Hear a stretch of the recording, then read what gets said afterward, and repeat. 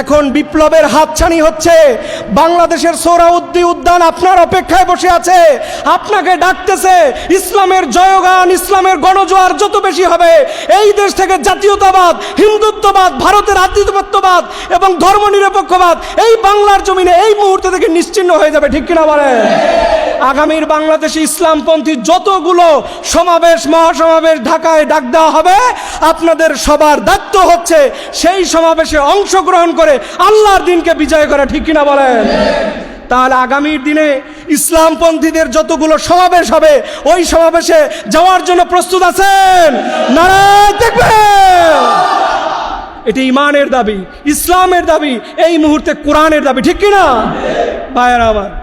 তাহলে মনে রাখবেন, আগামীর বাংলাদেশ, এরকম একটি সমৃদ্ধশালী বাংলাদেশ যদি আপনি গড়তে চান, তাহলে ইসলামপন্থী মানুষদেরকেই আবার বাংলাদেশের সংসদের দায়িত্ব দিতে হবে। ঠিক কিনা?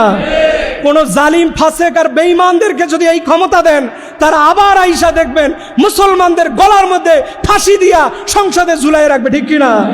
এর জন্য বাংলাদেশ আপনাদের হাতছানি দিচ্ছে, ইসলাম আপনাদের হাতছানি দিচ্ছে, কোরআন আপনাকে হাতছানি দিচ্ছে। আগামীর বাংলাদেশ কোরআনের বাংলাদেশ, আগামীর সংসদ কোরআনের সংসদ। ঠিক কিনা বলেন?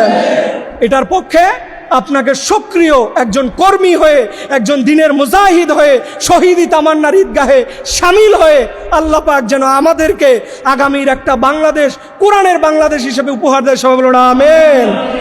আসসালামু আলাইকুম ওয়া রাহমাতুল্লাহি ওয়া